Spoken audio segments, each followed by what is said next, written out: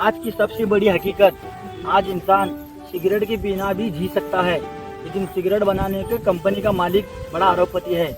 आज इंसान मोबाइल के बिना भी जी सकता है, लेकिन मोबाइल बनाने का कंपनी का मालिक अरबपति है। आज इंसान गाड़ी के बिना भी जी सकता है, लेकिन आज गाड़ी बनाने वाले का मालिक बड़ा अरबपति है। लेकिन यह भी बात सच है, आज इंसान खाने के बिना जी नहीं सकता, लेकिन उस अनाज को उगाने वाला किसान आज भी गरीब है।